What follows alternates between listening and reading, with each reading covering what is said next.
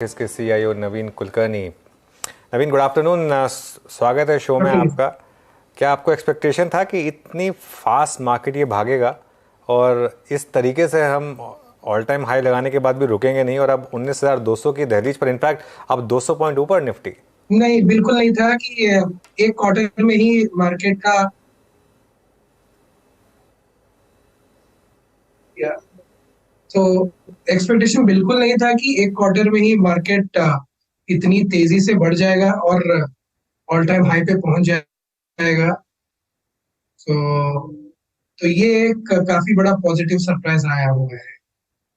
दूसरा बड़ा सवाल देन, इन लेवल्स पर आप क्या क्या कर रहे हैं, खुद क्या कर रहे हैं और क्या आपकी एडवाइस रहेगी हमारे निवेशकों को और हमारे रिटेल व्यूअर्स को? जी, जहां तक ये मार्केट का लेवल का सवाल है, तो मार्केट का लेवल थोड़ा सा एलिवेटेड हो गया है। जहां तक हम बात करें कि अगर प्राइस टू अर्निंग्स मल्टीपल की, तो वहां पे हम एक स्टैंडर्ड डिविएशन के ऊपर चले गए हैं। प्राइस टू बुक में हम अबव मीन ही चल रहे हैं, तो वहां पे भी थोड़ा सा एक्सपेंसिव है। तो मैं ये बोलूंगा कि ये मार्केट बाय ऑन डिप्स है।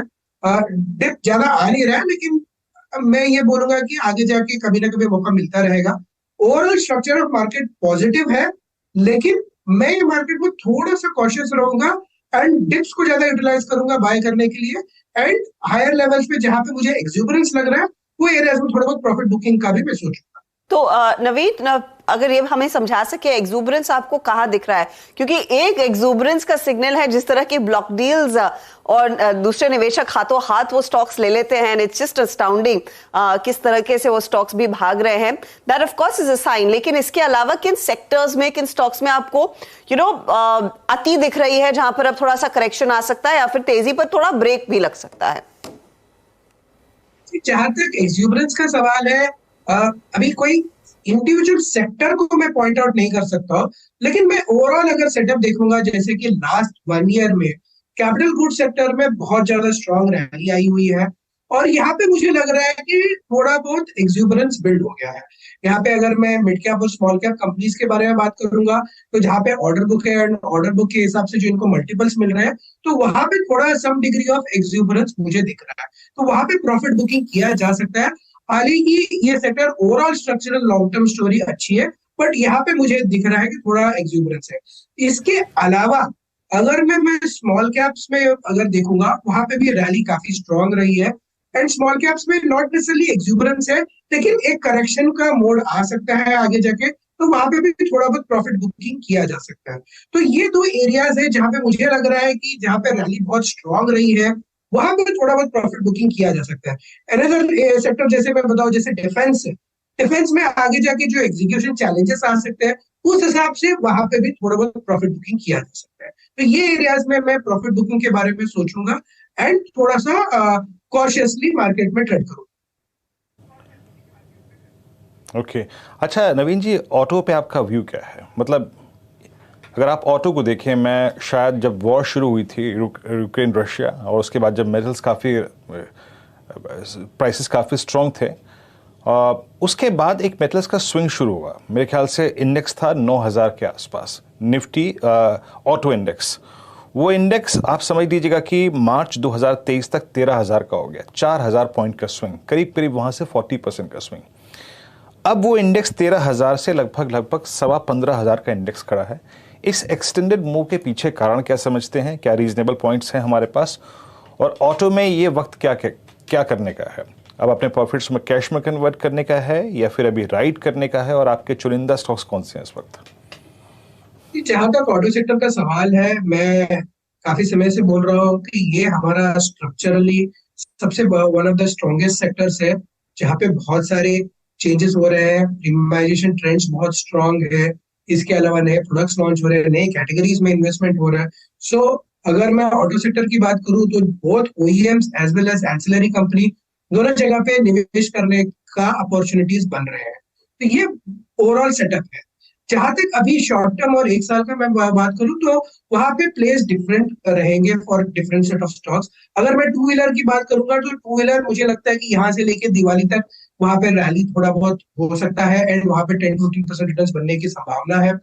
जबकि पैसेंजर व्हीकल्स का सवाल है, वहां पे मुझे लगता है कि ज्यादा स्ट्रक्चरल स्टोरी है एंड पूरे ईयर में अच्छे रिटर्न्स बनने की ज्यादा संभावना है। सो ओवरऑल ऑटो सेक्टर पे मैं काफी बुलिश हूँ because of product launches as well as margins का जहां तक सवाल है, मार्जिन्स में मुझे लगता है कि ऑटो सेक्टर में स्ट्रांग रहेंगे क्योंकि प्रोडक्शन चैलेंजेस काफी कम हो चुके हैं।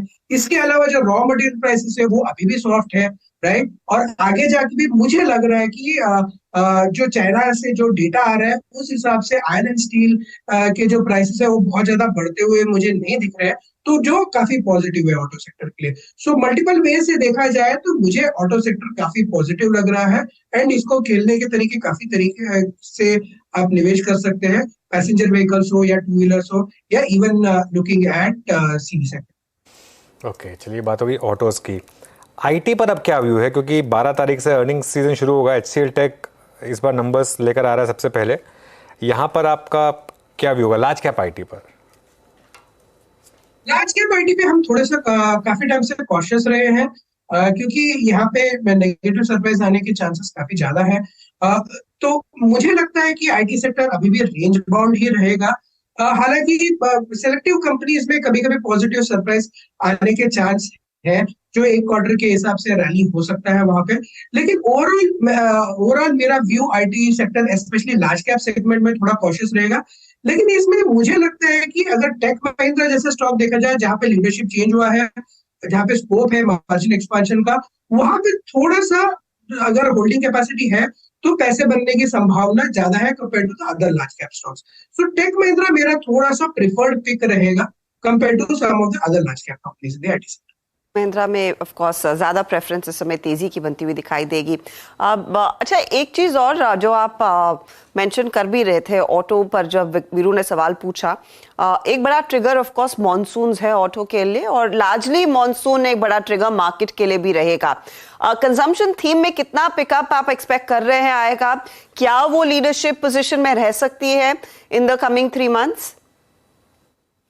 कंजम्पशन सेक्टर के बारे में जहां तक सवाल है, ओवरऑल मेरा व्यू काफी बुलिश है कंजम्पशन सेक्टर पे, प्राइमरली बिकॉज मुझे लगता है कि कंजम्पशन सेक्टर में जो मार्जिन्स के जो चैलेंजेस थे वो पीछे रह गए हैं। इसके आगे जाके मुझे लगता है कि मार्जिन इंप्रूवमेंट काफी सिग्निफिकेंट हो सकता है। दूसरी चीज, जहां तक मॉनसून का सवाल है, मुझे लग रहा है कि मॉनसून एज ऑफ नाउ काफी ग्राउंड गेन कर चुका है, तो ओवरऑल मॉनसून के चैलेंजेस थोड़े से कम होते हुए दिख रहे हैं। तो ओवरऑल माय एक्सपेक्टेशन ये है कि कंजम्पशन सेक्टर में रेवेन्यू ग्रोथ के चैलेंजेस कम है, लेकिन मार्जिन्स पॉजिटिव सरप्राइज कर सकते हैं, जिसके वजह से कंज्यूमर सेक्टर पे बुलिश रहना या ओवरवेट रहना will be the right strategy. जी हाँ। अच्छा नवीन जी, लास्ट व्यू आपका एक स्पेस पे जिस पर अभी तक बात नहीं हुई, मेरे ख्याल से लास्ट टाइम भी इंटरेक्शन हुआ था तो उस पर मैं प्रश्न नहीं पूछ पाया था, and that's I think chemical. अभी तक केमिकल की तरफ से कोई पार्टिसिपेशन नहीं है, जिसका CY21 में और इवन 22 में मिड तक काफ़ी स्ट्रॉन्ग मूव था। लुक एट SRF जो स्पेस का लीडर है, वो भी करीब 2287 पे इस वक्त बिल्कुल अपने 200 दिमाग के नीचे ट्रेड करता हुआ। अभी वो मोमेंटम नहीं है केमिकल्स में। कुछ लोगों ने आप लोगों ने पिक किया या फिर से अवॉइड कैटेगरी में प्लेस किया है अभी? केमिकल्स में हमारा ओवरऑल व्यू बहुत ज्यादा पॉजिटिव नहीं है। जहां तक Q1 के नंबर्स के सवाल है, मुझे लग रहा है कि केमिकल स्पेस के नंबर बहुत ज्यादा पॉजिटिव सरप्राइज नहीं करेंगे। ओवरऑल न्यूट्रल टू मुझे लगता है कि थोड़ा वीक रहने की संभावना ज्यादा है। लेकिन ये सेक्टर में ये हुआ है कि स्टॉक्स के वैल्यूएशंस काफी गिर चुके हैं। आगे जाके यहाँ से थोड़ा पॉजिटिव मतलब प्रोडक्ट प्राइसेस इंप्रूव होने की संभावना है। Risk to reward ratio chemical sector में इंप्रूव होता दिख रहा है, लेकिन मैं थोड़ा और टाइम देना चाहूंगा जहां पे प्रोडक्ट प्राइसेस और एंड यूज कैटेगरीज में पिकअप की विजिबिलिटी इंप्रूव होती हुए। अगर टेक्सटाइल की बात करें, डाइस की बात करें, यहाँ पे सब अगर इंप्रूवमेंट दिख रहा है तो थोड़ा सा स्कोप बनता है कि यहाँ पे थोड़ा निवेश करके better risk to reward ratio का बेनिफिट उठाया जा सकता है। नवीन, बहुत बहुत शुक्रिया हमारे लिए समय निकालने के लिए। Have a great weekend.